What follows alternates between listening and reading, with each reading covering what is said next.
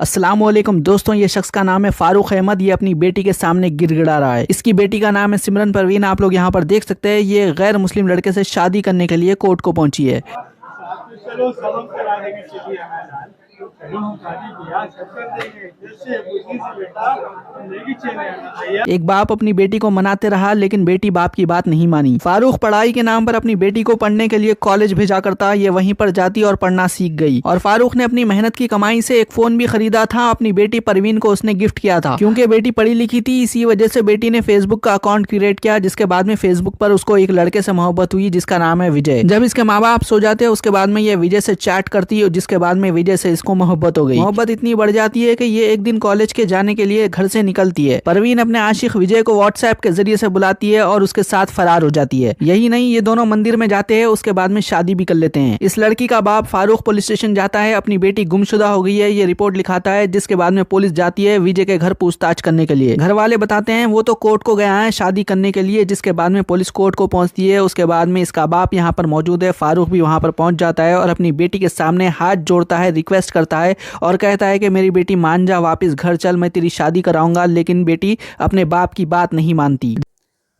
मेरी रूह की हकीकत मेरे आंसुओं से पूछो, मेरा मजलिसी तबस्सुम मेरा तर्जुमा नहीं है। दोस्तों, आज लड़कियों के इर्तिदाद पे बात होगी। पूरे देश में, खास करके महाराष्ट्र, उत्तर प्रदेश, मध्य प्रदेश, राजस्थान, दिल्ली जैसे जगहों पर मुस्लिम लड़कियां अपने धर्म से बाहर जाके शादियां कर रही है। ये जो वीडियो अभी आपने देखा है, आप देखिए किस तरह बाप अपनी बेटी के, अपनी खुद की बेटी के सामने हाथ जोड़कर उसकी मिन्नतें कर रहा है। कहा जाता है कि बेटी रहमत होती है। हाँ, ज़रूर होती है, बेटी रहमत ज़रूर होती है, मगर बिगड़ जाए तो जहमत भी होती है। तो इस वीडियो को देखने के बाद दिल तड़प जाता है। मैं तो इस विचार का हूं कि हर लड़की को अपने मजहब में शादी करनी चाहिए और हर लड़के को अपने मजहब की लड़की से ही शादी करनी चाहिए। खास करके मुसलमानों में जो एक खास कल्चर होता है, इस्लामी कल्चर, वो उसका सुरक्षा कवच होता है। उस कवच से निकल कर अगर कोई लड़की चले जाती है तो वो मूर्तित हो जाती है, धर्मभ्रष्ट हो जाती है। मगर वो वैसा होती क्यों है? अब इसी वीडियो में आप देखिए, वो लड़की यूनिवर्सिटी में पढ़ती थी। उस लड़के को खुद बाप ने स्मार्टफोन खरीद कर दिया था। उस पर उसे बड़ा विश्वास था। लड़की अकेली कॉलेज से जाती थी और वहाँ पर वो गैर मुस्लिम लड़के के प्यार में पड़ गया और इतनी पड़ गई कि अब उसने शादी कर ली।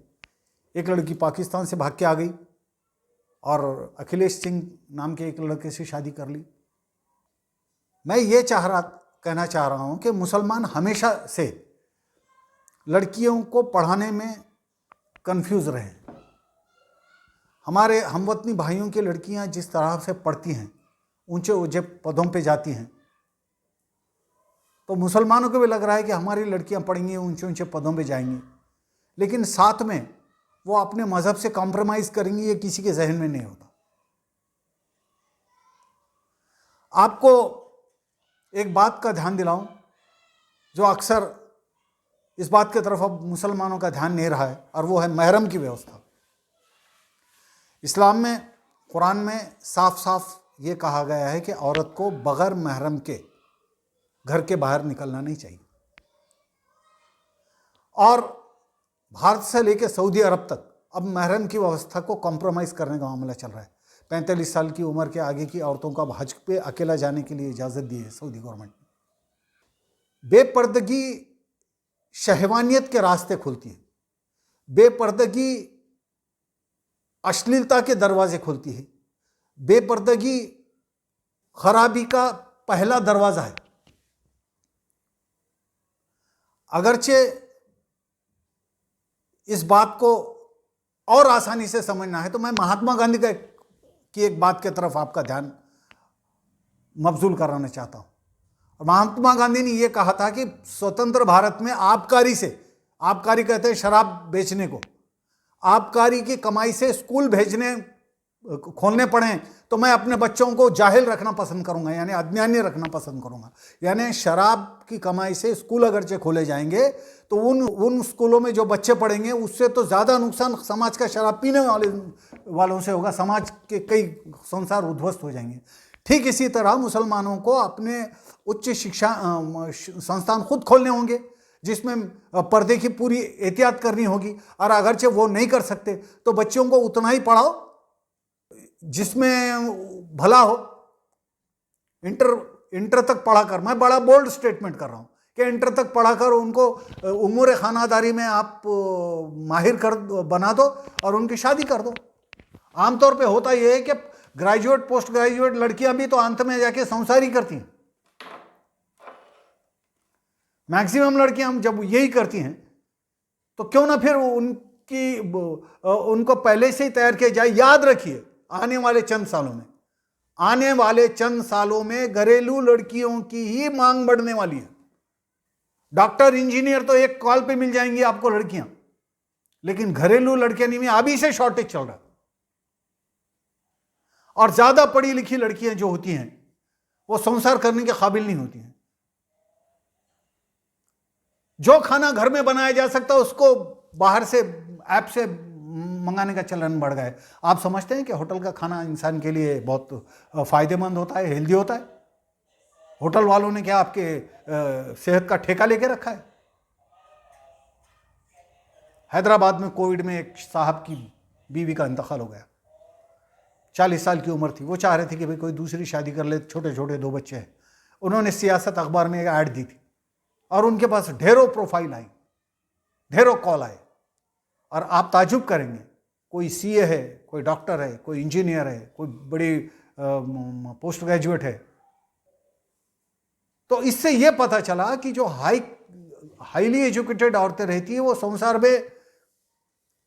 संसार चलाने में के लिए जो योग्यता होनी चाहिए उसमें वो कम हो जाती है। उनका जो जहन है वो ऊपर सोचने लगता है, वो सपने भी बड़े देखती हैं, और उन सपनों को जब शौहर मीट नहीं कर सकता हो तो वो संसार में कॉम्प्रोमाइज नहीं करती, निकल जाती हैं, बाद में कई पछताती हैं। लड़कियों को पहले ही हमको यह तय करना होगा कि लड़कियों की इज्जत आबरू को बचाना है या उससे कॉम्प्रोमाइज करके पढ़ाना है। अगरचे आप अपनी बच्चियों को पूरी वेस्टर्न तरीके से बढ़ाना चाहते हैं तो फिर बिंदास आप सही रास्ते पे भेज दीजिए स्कूल कॉलेज यूनिवर्सिटी को। बाद में ऐसा रोते मत फिरिए जैसा इस वीडियो में बाप रो रहा है, तब पछतावन से क्या आवत जब चुड़िया चुग गई खेत। लड़कियों को दोष नहीं है, दोष माँ बाप का है जो ये तय नहीं कर पा रहे हैं कि लड़कियों को कैसी शिक्षा दी जाए। हम देखते हैं कि बिदर का शाहीन ग्रुप है जहां एजुकेशन के कितने हायर स्टैंडर्ड उन्होंने सेट किए हुए। ऐसे स्टैंडर्ड सब तरफ नहीं है। मौलाना वस्तानवी ने अपने एजुकेशन कैंपस में काफी अच्छा माहौल मेंटेन किया है। ऐसे माहौल मेंटेन नहीं है। आज तो यूनिवर्सिटी और कॉलेज लॉ स्पॉट बन चुके हैं। अच्छी लड़की को भी अच्छे रहने नहीं देते, खुद लड़कियां कई बार रहने नहीं देती हैं। अगरचे हमको अपनी लड़कियों की इज्जत आबरू प्यारी है तो हमको इन आज़ाद इदारों में जो कि प्यार मोहब्बत और लिव इन रिलेशनशिप को प्रमोट करते हैं उनसे अपनी बच्चियों को रोकना पड़ेगा, कॉम्प्रोमाइज़ करना पड़ेगा, सीने पर पत्थर रखने पड़ेंगे, या तो अपने खुद के शिक्षा संस्थान खोलने पड़ेंगे या कम उम्र कम पढ़ाई करके वक्त आती उनकी शादी करनी पड़ेगी। यही इसका एक रास्ता है, वरना इसी तरह रोना पड़ेगा जिस तरह ये बाप रो रहा है। मेरे इस विश्लेषण पर सोचिए जरा। नांदेड़ शहर के फर्नीचर मार्केट में एक भरोसेमंद और मशहूर नाम CM furniture and home appliances.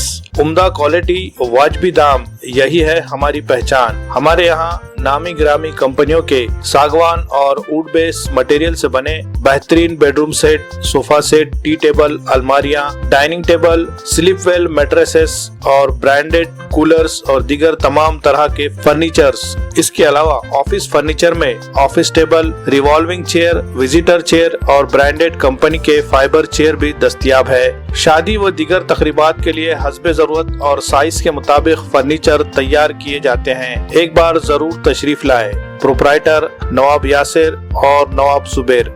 मजीद तफसीलात के लिए राब्ते का पता है CM furniture and home appliances, near famous function hall, Mal Tekdi road, Deglur नाका, नांदेड़।